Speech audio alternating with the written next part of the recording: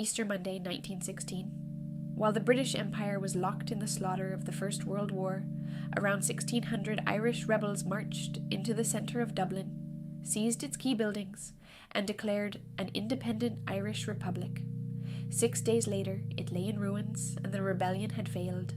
And yet, within a few short years, it would help bring down British rule over most of Ireland.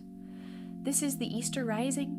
The rebels were a mix of two groups, the Irish Volunteers and James Connolly's Socialist Irish Citizen Army.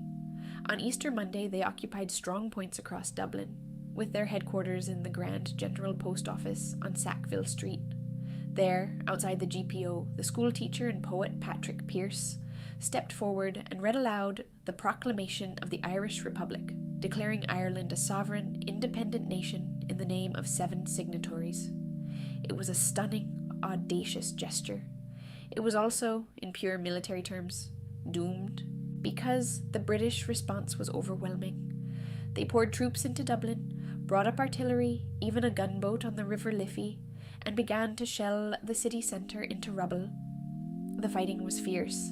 At Mount Street Bridge, a mere handful of rebels inflicted heavy casualties on advancing British soldiers, but it could only end one way. Central Dublin burned.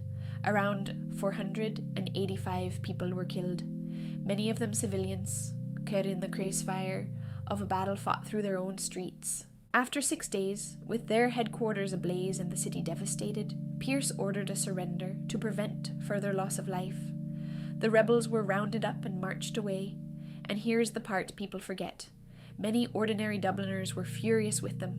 The rising had wrecked their city, killed their neighbours, and a great many had husbands and sons fighting in the British army in France.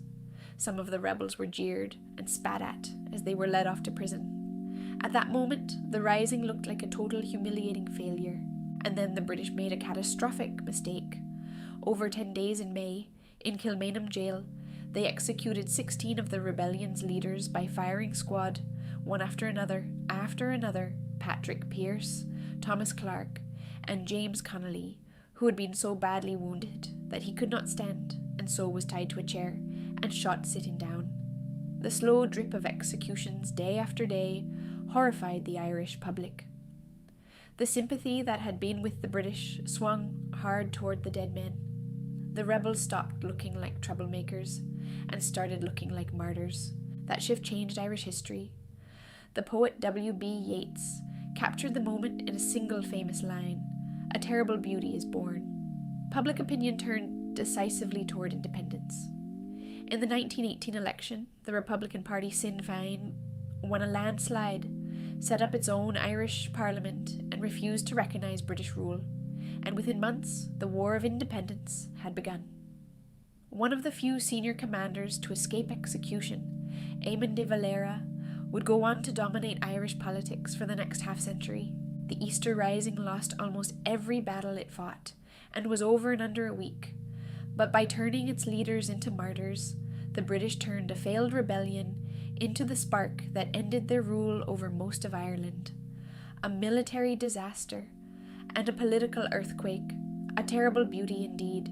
If you want the turning points of Irish history, subscribe. Next time, why on earth do some 40 million Americans insist that they are Irish?